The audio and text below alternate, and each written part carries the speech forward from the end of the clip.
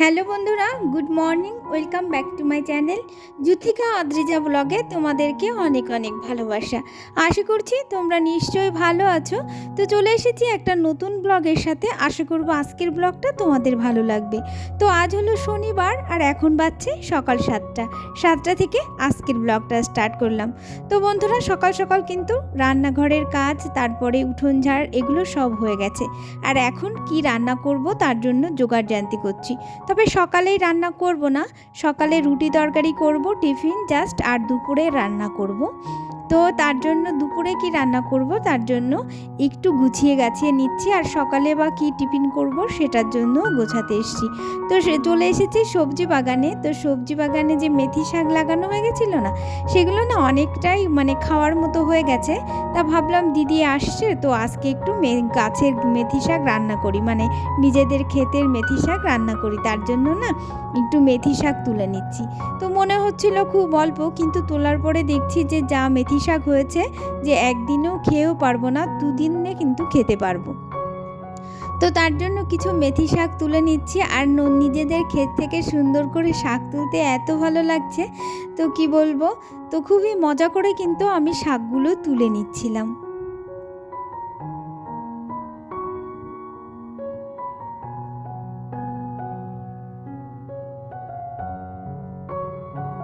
তো তারপর রুটির তরকারি করব, পেঁপে দিয়ে একটু রুটির তরকারি করব একটু মিষ্টি মিষ্টি করে। তার জন্য না গাছ থেকে একটা পেঁপেও ছিঁড়ে নিলাম। তো শাকও তোলা হয়ে গেছে, আর এদিকে পেঁপেটাও তুলে নিলাম। এবার যাব রান্নাঘরে, কিন্তু এবার রান্নাঘরে ঢুকবো, আর কিন্তু একবারে দুপুরে রান্না করে তারপরে বের হব।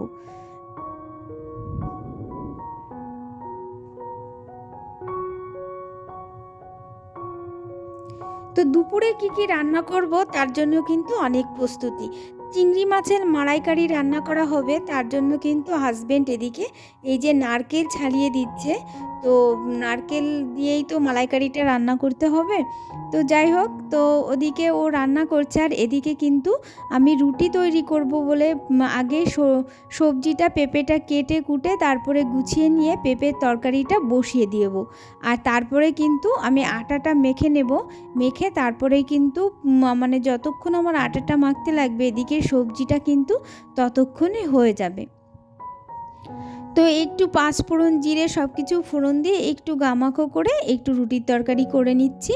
আর তারপরে সামান্য দুটো দুটো করে রুটি করে হালকা টিফিন খেয়ে নেব। তারপরেই কিন্তু রান্নাবান্না স্টার্ট।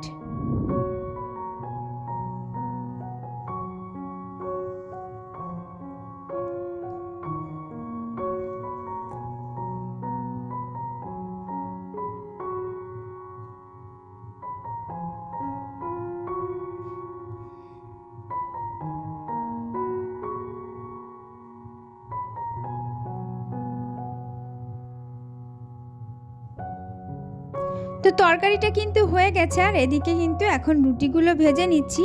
আর রুটিগুলো পাতলা পাতলা ছোট ছোট করে করেছি, যার জন্য কিন্তু রুটিগুলো অনেক সুন্দর হচ্ছে। আর রুটি পাতলা ছোট করলে না রুটি বেশ ফোলে। তো তার জন্য আমি যেদিন যেদিন বড় করে ফেলি না, সেদিন আমার খুবই কম রুটি ফোলে। ওর জন্য একটু ছোট ছোট করে বানানোর চেষ্টা করি, যাতে রুটিগুলো সুন্দর করে ফোলে। আর যদিও একটু বড় হয়, কিন্তু রুটিগুলো পাতলাই থাকে। যাই হোক, রুটি ভাজার পর তারপরেই কিন্তু সবাইকে টিফিন খেতে দিয়ে দেব। তারপরে কিন্তু রান্নাবান্না স্টার্ট। তো আজকে কিন্তু মাস যাচ্ছে, তার জন্য কিন্তু আজকে কিন্তু পিঠে পুলিও খাওয়ার দিন। তো বাড়িতে আমি পিঠে পুলি তেমন একটা বানাতে পারি না, তো একটু কুলে পিঠে বানাতে পারি। তো সেদিন তো বানিয়েছিলাম। তো আজকে কিন্তু দিদিভাই পিঠে বানাবে, আর আমরা সবাই মিলে খাবো। তো আজকে আমার বড় ননদও আসবে। তো সবাই মিলে রাত্রে, আর বড় ননদ না খুব সুন্দর পিঠে বানাতে পারে, তো দিদিভাইকেও হেল্প করবে। আর সবাই মিলে অনেক মজা করে পিঠে খাবো। আর এই যে আজকে মাস সংক্রান্তি বলে, তার জন্য কিন্তু এই যে উঠোন লেপে দেওয়া হচ্ছে। কালকে ভোর রাতে কিন্তু উঠোনে পিঠে পুলি দেওয়া হবে।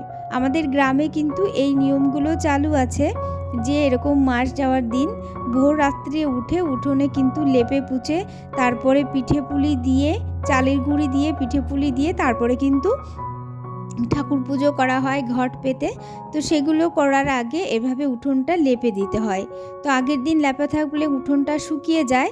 তারপরে ভোরবেলা কিন্তু একটু মাটি দিয়ে উঠোনটা লেপে, মানে সামান্য একটুখানি জায়গা লেপে সেখানেই পুজোটা করা হয়। যাই হোক, দিদিভাই আমি আর সময় পাইনি। আর দিদিভাই লেপালেপির কাজটা সবসময় দিদিভাই করে। তো আমি দু এক সময় জল টেনে দিই, কিন্তু আজকে কিছুই করতে পারিনি কারণ আমার রান্নাবান্না তাড়া ছিল। তো রান্না করতে বসে গেছি, আর আজকে বসে না, দাঁড়িয়ে রান্না করছি, যেহেতু গ্যাসে রান্না করা হচ্ছে ওর জন্য দাঁড়িয়েই করতে হচ্ছে। তো মাছ ভেজে নিলাম। তো আজকে রান্না করব হলো গাঠি কচু দিয়ে মাছের ঝোল, আর মাছের কিন্তু পেটা ছিল, সেটা বেগুন আর পেঁয়াজ দিয়ে একটু ভাজা করে নিচ্ছি। আর হচ্ছে রান্না করব গাছ থেকে যে মেথি শাকগুলো তুলে আনলাম সেগুলোও কিন্তু রান্না করব। আর রান্না করব হলো চিংড়ি মাছের মালাইকারি। আরও কিন্তু কচু বাটা, কাঁচা কচু, আমাদের দেওরের বাড়িতে কচু হয়েছিল এত সুন্দর যে কচুটা একটু গলা ধরে না, যার জন্য ওই কচুটা না একটু কাঁচাও বাটা করব নারকেল কুড়ি দিয়ে। তো মালাইকারি রান্নার জন্য তো কচু মানে নারকেল কোড়ানো হয়েছে, তো তার থেকে কিছুটা নারকেল কোড়া এই যে কচু বাটায় দিয়ে দিচ্ছি। তো এভাবে কিন্তু সামান্য সর্ষে, কাঁচা লঙ্কা আর কাঁচা আর কি কচু মানে ওই ঘষে ঘষে ছোটো ছোটো করে ঘষে নিয়ে তারপরে চিপড়ে বাটা করলে নারকেল দিয়ে, সর্ষে দিয়ে, কাঁচা লঙ্কা দিয়ে বেশ টেস্টি হয়। তো সেটাই ফাঁকে ফাঁকে বাটনাটা করে নিচ্ছি। আর এই যে আবার শাকটা বসিয়ে দিলাম। তো শাকটা একটা মাছের মাথা গুঁড়ি গুঁড়ি করে ভেজে নিয়েছিলাম, তো সেটা দিয়েই রান্না করছি।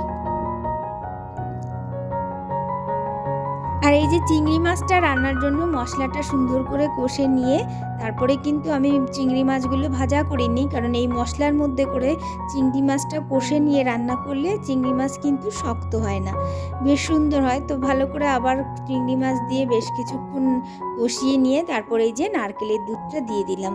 বেশ দুটো নারকেলের দুধ দিয়েছি, বেশ ঘন ঘন দুধটা।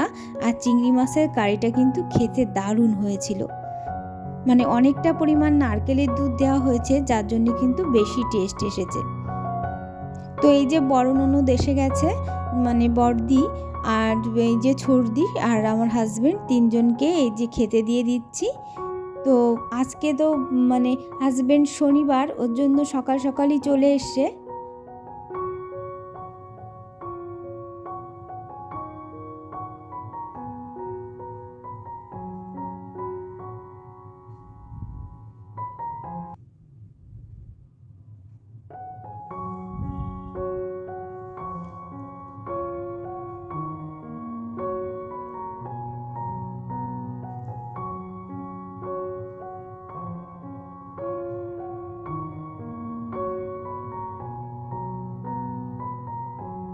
আর এই যে সন্ধেবেলা মানে দুপুরের খাওয়া দাওয়ার পর বিকেল টাইমটা অনেক সময় গল্প করে কাটিয়েছি। আর এই যে পিঠে বানানোর জন্য চালের গুঁড়ি সুন্দর করে গুলে নেওয়া হচ্ছে, আর বড়দি মানে আমার বড় ননদ কিন্তু পিঠে বানাচ্ছে। আর এই যে প্রথমেই কিন্তু সাজ পিঠে তৈরি করে তারপরে দুধে ভেজানো হবে।